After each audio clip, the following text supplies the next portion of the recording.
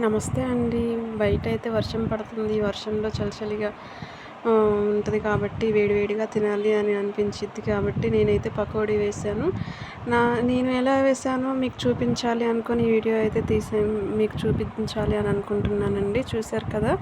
బయట వర్షం ఎలా పడుతుందో. 3 డేస్ నుంచండి అస్సలు మామూలుగా లేదు. నేనైతే ఇలా కట్ చేసి పెట్టుకున్న ఉల్లిపాయలు దాంట్లో కారం, పసుపు, సాల్టు ఇవన్నీ వేసేసుకున్నాను.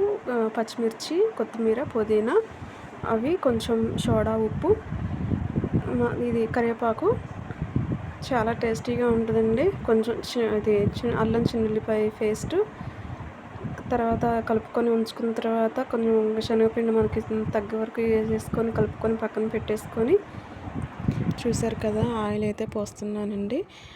అలా కలుపుకొని ఉంచుకున్న పిండిని ఆయిల్లో అయితే వేసాను నేను. బాగా ఎర్రగా వచ్చిందాకా ఉంచాలండి.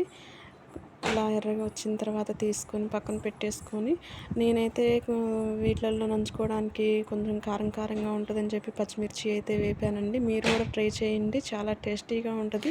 ప్లీజ్ సబ్స్క్రైబ్ అండి. మీకు నచ్చితే లైక్ చేయండి, షేర్ చేయండి, సపోర్ట్ చేయండి ప్లీజ్ అండి.